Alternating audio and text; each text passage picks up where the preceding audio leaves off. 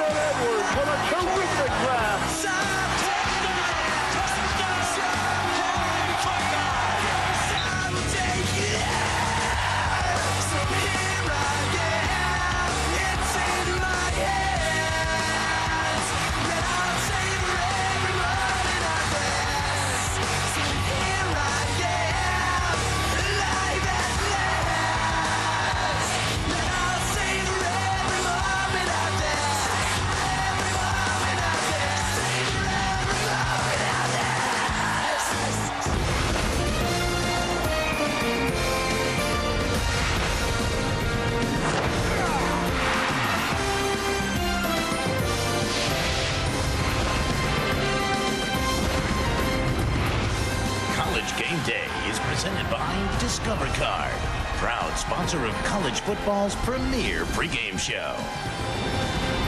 The huge crowd swells outside the old horseshoe on the banks of the Olentangy.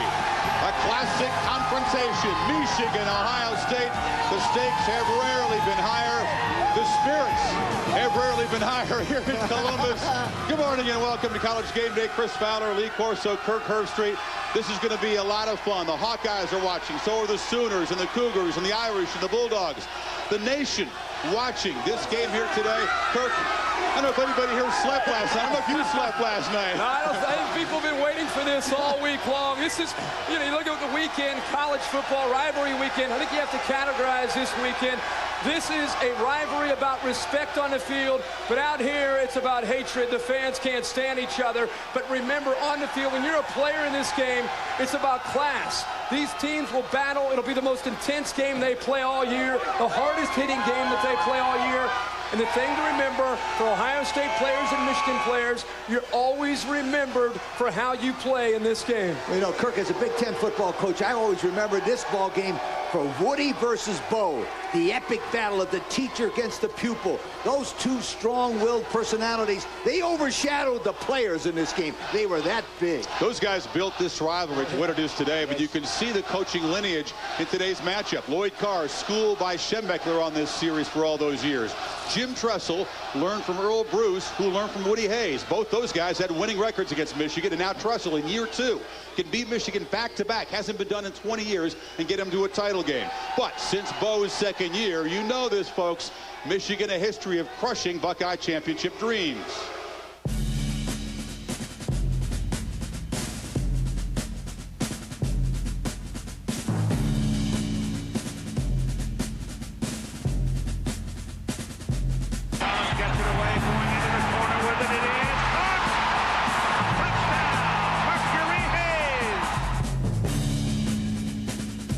They run it against those 8 men, and Bianca Batuka finds some space over the left side. Fires on the slant to Streets. His defensive man fell. He's gone! He's gone! 25-20. Touchdown, Michigan! Can you feel it? The recent past is alive this morning, and it can't be banished by the bravery of a calm new coach. Only a victory can do that. So here stand the Buckeyes after Houdini escape, a heart-stopping overtime win on the road, back on home turf. And the scenario is simple. Ohio State, the first national title shot in 34 years, 60 minutes away. Tostitos Fiesta Bowl in Tempe. But there stands Michigan blocking that path to Tempe with the power to reduce a 12-0 start, in the words of some Buckeyes, to nothing. Whoever flinches fails. But this Buckeye bunch isn't shying away. This whole year has been a year of career games. You know, it seems like every week we've continued to win, and in such dramatic fashion has been, you know, the biggest game of our career. To win on a 4th and 1, to win in an overtime have been career-defining games, and you know, this is the culmination of all of those games. Every year, you know, we want to get that one up on them, because I mean, there's nothing like it. I mean, just the hatred. Not so much, I wouldn't say player to player, but, you know, just the hatred, you know, for people from Michigan and, you know, people from Ohio. It's wonderful, you know, and bad in the same instance. You love it when Wilhelm calls this pressure, quote, ideal. None of the Buckeyes are thinking about this recent history of Michigan destroyed Ohio State dreams of conference and national titles. The Wolverines appear bound for the Outback Bowl, win or lose, but motivation's no issue here. And as underdogs for the first time this year, don't label the 9-2 Wolverines spoilers. We're not going down trying to spoil anything. We win this game, it's a great season for us. A 10-2 season, the Big Ten's a great record. But obviously we have a lot of work to do in order to do that. But we're not going down thinking spoiled. We're going down there thinking let's finish off a great season. Whether a team was 12-0 or 0-12, we're still going to take as much pride as we want in this game, because we're focused on our goals and what we want to accomplish. We have our own goals and our own things that we strive for. And, you know, we don't occupy ourselves with what other people are doing. You know, we just kind of keep in control what we can do. Rooting against Brutus and the Buckeyes today, the Iowa Hawkeyes, who crushed Michigan. They would win the conference title outright if Michigan can knock off Ohio State. You know, recently the Michigan helmet has been a sign of power over the Buckeyes, much like kryptonite did to Superman. Yeah, it made him But now, Jim Tressel, he did a great job last year. He worked a miracle by beating Michigan in Michigan. Now, from a coach's standpoint, that gives Jim and his staff the blueprint mentally and physically what to do this year. I think no more trial and error. I think they know what to do, how to beat Michigan, and I think that's a tremendous advantage for Jim Tressel. What was that? That's what it made them do. You're right. I mean, if you go back and you think about the John Cooper era, you know, I was there, I lived it. I think Ohio State as players, they approached the game hoping not to lose, playing not to lose, and I think even coaching not to lose. The win last year was huge for Jim Tressel and for this team. If you've watched the Buckeyes this year, they've been able to focus week to week. In the past, teams and players and fans have worried about Michigan back in September. This year it's been week to week. The thing that everybody's overlooking is this team has survived the road at Illinois, at Purdue. They're coming home to Columbus, and when you come back to Columbus, this team has responded. They play much better when they're at home in front of these fans. They do. And maybe the first mistake, and they don't feel like the gray sky has fallen on them. Let's talk game plan overview. Both defenses appear to have the edge over the opposing offenses. So how do you play it, Lee? Do you play it cautious or do you play it creative? Well, from a coach's standpoint, my attitude in a ball game like this one, a big one, was to open up by attacking the opponent at their strength and trying to make them blink. And if I felt I could do that, then my team became proactive and not reactive. So don't be surprised if Old Michigan doesn't attack the Ohio State with the run early and then pass in specials. But get them in the middle first. If either team tries to attack the strength, we'll have a 3-0 game with 4 first downs. These teams would be crazy to run at each other. They're going to have to throw the football, then go back to the run. The defense of Michigan against the Ohio State offensive line is too big an advantage for Michigan. Ohio State has to throw and vice versa. For Michigan to have any chance at all of running the football, John Navarro's got to throw to set up their run. I disagree with you. It's okay. Hey, Lee, I hate to tell you, Kirk and I talked to even Bo last night, and even Bo said maybe open it up. That's old school. If Bo says open it up. He did. If Bo says open up, that's it. He said that from Florida, didn't he? No, he was watching the hockey game last night. Meanwhile, Miami, we saw them Thursday night. They're still 2 steps away, 2 wins away at Syracuse and home Virginia Tech from perhaps getting to that Tostitos Fiesta Bowl. We saw them survive a good Pittsburgh team despite 49 offensive plays. They said, their fans, not the players, they said, bring on the Buckeyes. We need to beat by 3 touchdowns. No problem. Not so fast, my friend. I've seen Miami play 3 times this year, and they're a very good football team. But mark it down, they're not a great football team. I think any one of the top teams that play them in the Fiesta Bowl, including these Buckeyes, will give them all they can handle. Say, And that's great here for the fans. I'm not going to ride this emotional roller coaster with Miami. 2 weeks ago, we watched them, and Lee and I sat there and said, forget about it. That's the best team in college football. Nobody's close to them. Now, a week later, they have a close game against a good Pitt team, and you're saying anybody can play with them. Any one of the qualified guys. You got to have a defense, and it didn't hurt Pittsburgh having an athletic quarterback like Rod Rutherford. That was a big factor in that game. Miami can sit back and watch and scout today. They have nothing at stake. Their place is secure if they get 2 more wins. But national storyline today, a whole bunch of folks are pulling for Michigan. Title contenders facing their own high-stakes showdowns today. BCS 3 Wazoo can clinch at least the Rose Bowl by snapping a 4-year skid against the hated Huskies. The Dogs, meanwhile, they're loose, they're dangerous, they're hunters today and plenty confident. The Sooners can claim defensive redemption and a division title by cooling off Cliff Kingsbury and the Red Raiders, the Big 12 South title game. And it's over. The Red Raiders have upset the Longhorns. For Bama, bragging rights and respect will have to replace SEC rings. The Tide can claim form every year outside that bus in the Horseshoe. That game's on ABC. On ESPN2 today, a triple-header. Air Force, Las Vegas Bowl bound. Ole Miss and LSU will hit on that game later. The Terps rolling in with an 8-game win streak, but Virginia quarterback Matt Schaub has a hot hand. Top-rated passer in the ACC. Maryland looking at their first win in Charlottesville since 1990, where Pam Ward and Chris Spielman set the scene. 2 old rivals are meeting for this. For beyond 40? What are you doing? Like I said, you get around the 20-22. Everybody's kicking field goals. Does Michigan try to go for it? Or do you kick a field goal and give the chance to give the ball back to Ohio State? Well, one place where field goals are not on folks' mind today is Pullman. The 95th Apple Cup features the Pac-10's top 2 offenses and the career passing leaders at each school. When you figure the guys that Jason Gesser and Cody Pickett have passed, everybody from Moon to Bledsoe, Brunell, Chandler, Heward, Rosenbaugh, Leaf, Jack Thompson, the throw-in Samoan, the throw-in Hawaiian Gesser, and Cowboy Cody combined have 101 touchdowns and more than 14,000 career yards. They become phone buddies, but not this week. There's just too much at stake. For the Cougs, the Rose Bowl and national title hopes, the Huskies can turn a disastrous season into one that's merely disappointing. Rick Neuheisel and every Husky perfect against Wazoo.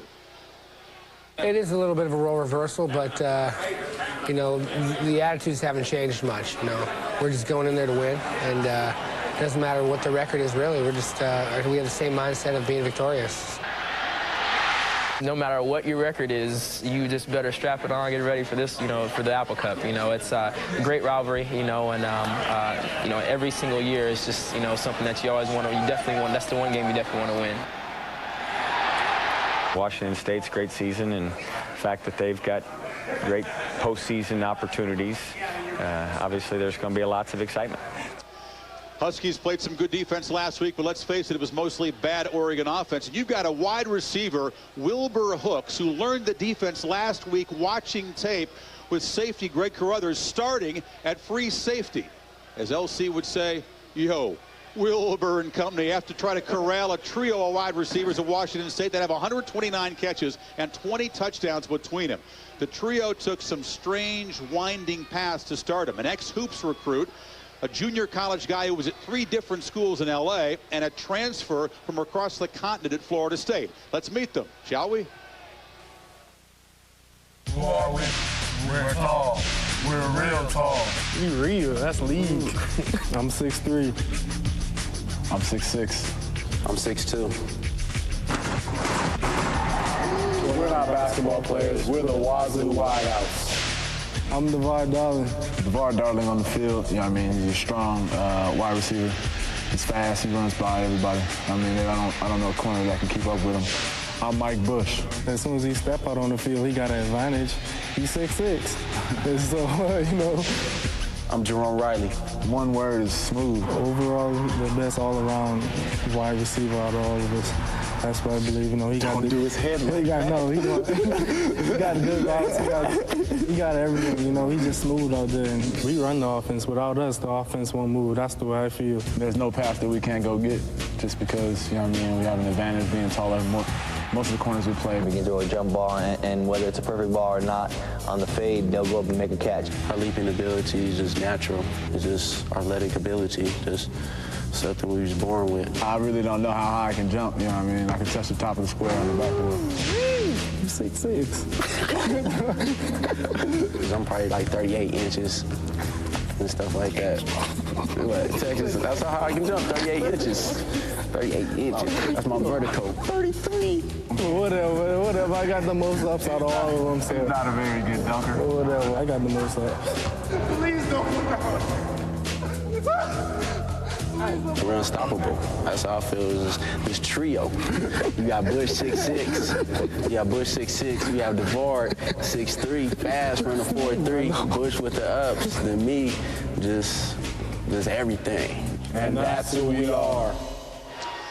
Now, the Washington folks believe that their trio of wide receivers, of course, Reggie Williams, Charles Frederick, and Paul Arnold, are as good or better. They actually have more catches, 149 catches, more than the Wazoo guys. And you got Kevin Ware as a very good tight end as well. So. Well, you know, if Washington's going to hang in this football game, they've got to be able to score with Jason Gesser and those Coug wide receivers, which means get the football to Reggie Williams. That's the key in this game. Reggie Williams is coming off a career game. Washington went into Eugene last weekend, and Pickett's been getting it done as a quarterback, but Williams consistent all year, but just a game where he dominated the Oregon secondary. You got to remember one thing about this game. It's not only a rivalry game. Washington State, I think, was a little bit overconfident when they played in the Apple Cup a year ago, and they blew it. They've been waiting a full year for a chance to get back at the Dogs. Washington State at home wins, and wins big today over Washington. Good pick. You know, Pickett and Williams are two sensational Pac-10 offensive stars. Washington State's Bill Doba, the defensive coordinator, has put in two defenses to try to contain those guys. They're new, but the key guys are number 88, Ryan Long, who was recently named All-American defensive end. He's going to pressure Pickett. Now, Marcus Trufant will man up on Williams the best he can. He's a good-looking athlete. Now, in the past 2 weeks, Washington has won the state championship of Oregon. This game's in Pullman. I agree. State big over the Huskies. Only mistakes can hurt them. They're superior to the Huskies in the trenches on both sides of the ball. Revenge is huge. Yeah, but just can't do that. You got to play loose. Not at home. USC and UCLA, the Battle of Los Angeles. Both teams really need a Huskies win to keep rolling. Against this, it's the offensive line and defensive line. Who controls the line of scrimmage is the key. And it goes down to the running game. Whoever wins the rushing war wins this game, I think. And I've been saying this game, it's hatred maybe out here, but on the field, it's respect. I think you guys would agree with me. It is. Absolutely. All right, Chris, let's go. Kirk, thank you. These guys have been appreciative of a Big Ten running start. To run the way you did against Purdue, or are you going to run the way you did against Washington State? He said, I've never been as excited for a game as I am for this one. He's either going to play one play and give it everything he's got, or he's going to have a game where he runs with the same kind of authority that he had when he ran early in the year. Kirk, this is a first guess, not a second guess, based on a lot of years in coaching, including 10 of them in the Big Ten. I always worried about a skill position player coming back in a big game without being hit. I mean game-type hitting. As we said, Claret, 18 carries in 4 games. That's not enough. I hope the Buckeyes are not hoping that this guy's going to carry him today, because I don't think he'll do it. He's had some fumbles, but I think he's very fired up. His performance, when he ran well, kind of made up for the fact that this offensive line for Ohio State has been a real source of concern, even though the season's 12-0. Your dad calling you. I mean, a lot of these Buckeye fans are worried about it. They don't get the push. They jump offside. Pass protection issues today. Big issues up front. And I think whether you have Maurice Claret in the game or you don't, because of the offensive line play and because of Michigan's front seven, they're much better than the Ohio State offensive line. The Buckeyes will have to throw. We've been touching on it all show long. Craig Krenzel will have to throw, especially on 1st and 10, to alleviate some of that pressure, and then go back to whether it's Claret, Ross, or Hall. But you're right. Craig Krenzel with that offensive line's got to try to soften that blow. They say it's their best game of the year, the offensive line. As a coach, you better hope so if you're an Ohio State fan. Step up, block somebody. Hey, guys, the Heisman ballots are in the hands of the voters. Still 3 weekends of games remaining. It is wide, wide open. So we asked some players around the country on Game Day Q&A who they would vote for if they had to vote for the Heisman Trophy today. It's been such an interesting year for the Heisman. There are so many great caliber athletes. Byron Leftwich, because he's a good quarterback, and he made some big throws. Watching that one, those couple plays where his teammates were carrying him down the field, I think that takes a lot of heart. I like to see Brad Banks get the award. He's a tough player and really goes out there and plays, every Saturday. I say Larry, definitely. I mean, he's proven that I think he is the kind of running back that the Heisman really stands for. Here's the Scripps Howard straw poll. Only 10 voters. They're regionally balanced. You see the first place votes. One note about Byron Leftwich. We get word he will not start and perhaps is doubtful even to play for Marshall today at Ohio U. That would really hurt his chances. How do you guys see this? We're going to look at your top four, but give us some guys who are trying to make a late run. Well, first of all, my vote right now, Ken Dorsey, Miami should win it. Now, let's take a look at a couple of other guys who might be sneaking around the chicken coop. First of all, it's Byron Leftwich. Now, Byron Leftwich not only is a great quarterback, but this shot right here, this ride, watch him. The offensive line picking up. That, ladies and gentlemen, is worth a trip to New York. Just right there. Now, Kingsbury, after a 2-2 start, he's coming on strong. But my friends, he nice touch on this next pass coming up here, Kurt. But I'll tell you what, he's got a big game against those Oklahoma Sooners in Norman, Oklahoma. Now we'll see, my friends. Kingsbury's got a great opportunity, but Leftwich isn't sneaking around the coop. Whether he plays or not today or not, he's been around for a long time. You look at this Heisman Trophy race, I really have given up weeks ago on trying to figure it out. Nobody's emerged. Each week I try to give a guy and think about, well, especially with Ken Dorsey, he's winning, and then he struggled last night. And Brad Banks, the more I look at it, the more I think about what he did. He led the nation in passing efficiency, 25 touchdowns, only 4 interceptions. The Iowa Hawkeyes are playing as well as anybody in the country. I think Brad Banks right now is the front runner. The problem is he's in the clubhouse while all these other guys are going to be playing. Brad Banks is done, and that could hurt his chances. Last year, Crouch won the Heisman on 2nd and 3rd place votes. Edged out Grossman. That could happen this year. Will Dorsey be in a lot of 2nd or 3rd place ballots if they don't vote him number 1? Yeah. That's the key question. Could be a career. Coming up, we'll talk about the play. It's been 20 years since Cal shocked Stanford to play unfolding, just like Drew Cap drew it up. The brilliant thing about the coaching that took place was that you know how hard it is to get a Stanford trombone player to be at the right place at the right time? Bowman, who's playing with a rod in his leg and wants it so bad today, but it's pretty unusual to go the other way. There's only one Michigan native on Ohio State, and that is quarterback Craig Krenzel. Every time this year they needed a big play. The throws against Wisconsin, Purdue, the scrambles against Illinois. Krenzel has come up huge. In his first career start, he beat Michigan. Can he go 2-0 today? Here's Mark Schwartz on the atypical roots of the Buckeyes hero. Some of the greatest Buckeyes were born and bred in the shadow of the horseshoe. Heisman winners Hopalong Cassidy and Archie Griffin, both raised in Columbus, as was Terry Glenn, Keith Byers, Orlando Pace, Chris Carter, Chris Spielman, all natives of the Buckeye State. But this year's quarterback, Craig Krenzel, is from a place that makes Buckeyes fans skin crawl, Michigan. Michigan? Do you realize you're the only player from the state of Michigan on this entire roster? Yeah, I mean, I know that, but that doesn't really mean anything. We had another one, but he transferred, so. If somebody's meeting him for the first time, I always tell them, ask him what state he's from. You know, and everybody gives him a little grin, but, you know, it's just funny that, and ironic that he's from that state. You know, everyone's from all over the country, but you never realize exactly where they're from, and you never really think about that, but maybe we should be checking his sleeves for things. When you say you're from Michigan, that freshman year in camp, you got to say where you're from, and it's from Michigan. You get a kind of double, like, what's this guy about? Craig Krenzel strikes, holy Buckeye! I couldn't imagine growing up 30 miles away from Columbus and going to Ann Arbor. I don't think I'd ever be able to return home. This is like Joe Pesci in the movie My Cousin Vinny, a New York lawyer trying to win in an Alabama court. I mean, what chance does a kid from Utica, Michigan have here in Columbus? Not to mention the kinds of reactions he gets from the folks back home. I've seen the hate mail he's getting, too, from guys from Michigan. But I'm glad to have him. I'm glad we stole him. Has he shared the hate mail with you guys? Yeah, we were laughing at one yesterday. It was pretty funny. What did it say? I can't tell you. I mean, this is a family show. Krenzel grew up just an hour from Ann Arbor, but his favorite teams were Notre Dame and Tennessee. When it came time to choose a school, it came down to Michigan and Ohio State. Krenzel says the choice wasn't that difficult. I think one of the bigger things, I kind of wanted to go away for school. And, you know, just at the time I felt, you know, like I fit in better at Ohio State. Drew Henson was there at the time, and, you know, it was close to locking up the starting position, you know, and it was only a sophomore. So I think his best bet, you know, to play college football at a high level was to come here to Ohio State. Being from Michigan, you know, I've had no problems down here at Ohio State. I've actually, you know, people always tell me how glad they are to see a Michigan player come down here and play.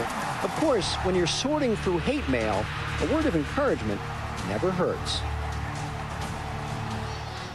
Can Krenzel step it up one more time today, Kirk, against a Michigan defense that leads the Big Ten with 36 sacks? What's his approach? Well, first, I think if Ohio State wants to go back to their bread and butter and running the football, Craig Krenzel in the passing game is the key. Michigan has a clear advantage up front. If Ohio State wants to run, they've got to be able to throw early in the game to try to slow down this Michigan defensive line. Because think about pass protection being a key. Last week against Illinois, after Illinois scored, Ohio State had an opportunity here. And look at the pass protection against the blitz. The backs pick up the blitzing linebackers and safeties, and Craig Krenzel actually has time to throw a football. And when he has time to throw, there's Michael Jenkins. He's made the plays in one-on-one coverage. Marlon Jackson from Michigan will cover him. Will he have an opportunity to go up and make plays for Ohio State?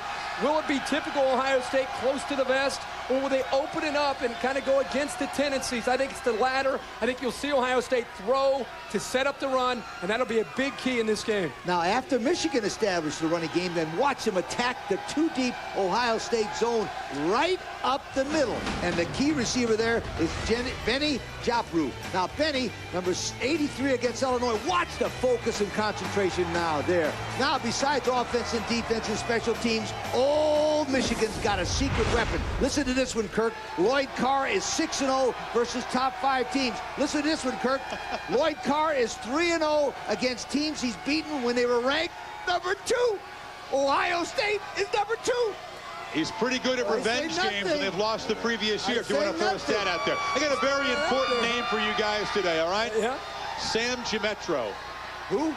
Sam Gemetro. He's the senior sousaphone player who will dot the I in Script, Ohio, the Michigan game. Imagine the excitement for him. That's good. All right, we're going to come back. These folks have waited a long time for this game and for these predictions. Can Ohio State get it done? Sam's on stage, ready for action. Predictions are straight ahead. On a show presented by Discover Card. It pays to discover. And welcome back. Jay and Tyke, the Herb Street Twins have gathered. We'll start with an easy one, fellas, okay? Rutgers and Notre Dame. What do you think? Well, Rutgers has been hanging around, Lee, but at Notre Dame, they're on their way out to USC. I like them today. What do you think? Jake likes Notre Dame, too. He always liked the Catholics. Oh, Jake does. These guys are Notre Dame should beat Rutgers. Time now for this big game. It's a bit of build-up all season long. You know the recent history. Who wins? Does Michigan come in, and they don't want to be called spoilers, but do they send these folks home with broken hearts, including these two young guys? Or does this dramatic Script, Ohio end with perfect punctuation and a 13th consecutive victory? What do you think, Kirk? Well, I know Lee doesn't want me to get serious here. We got the guys, but I got to say this. I think that on the road, Ohio State has struggled. They've lost a lot of style points. And a lot of people around the country have said Ohio State's going to be exposed against Michigan. People are underestimating one very important factor. Coming back home, Ohio State plays very differently, and playing in Ohio State will lead Ohio State to a victory over Michigan and a berth in a Tostitos Fiesta Bowl for the national title. And remember one thing, Jake and I are undefeated. We picked Ohio State the last time we were here. All right, give me that thing. And here comes Brutus. There's Brutus. There's Brutus. The Buckeyes have taken the field inside the old horseshoe. The faithful here in a frenzy. ABC Sports has this game. ESPN Football has more Big Ten action as well. It's the battle for the axe. Whatever game you're watching, enjoy it. We'll see you on later today from Columbus. It's been a blast. Kansas State's Al Roberson looks to outduel Missouri's fabulous freshman, Brad Smith. In the ACC, FSU is 1 win away from an 8th perfect conference campaign. And out in the Pac-10, USC hopes to keep their BCS dream alive as they battle their crosstown enemy, UCLA. The pressure reaches a boiling point next on ABC Sports. There are rivalries, and then you have Michigan, Ohio State. Lloyd Carr and Jim Tressel know all about it. Win this game, and it goes a long way to your job security. This is the ABC College Football Speed Pass update. John Saunders and Terry Bowden. This, of course, is a big game every year. Even bigger this year because the Ohio State Buckeyes win it. They're headed to the Tostitos Fiesta Bowl with a chance to play for the national championship. But since they won their last title in '68, this is the 6th time they've had a chance to win a title, and Michigan has ruined the season every time. It happened to John Cooper 3 times, even Woody Hayes a couple of times. Yes, John, but as a coach, I tell my player history has nothing to do with the outcome of this game. This is the Jim Tressel era, and they are 1-0 against Michigan under Jim Tressel. And that was on the road, so this one is coming up again. It is an unbelievable week of college football made even bigger as Maurice Clarett and the Buckeyes hope to take on Michigan.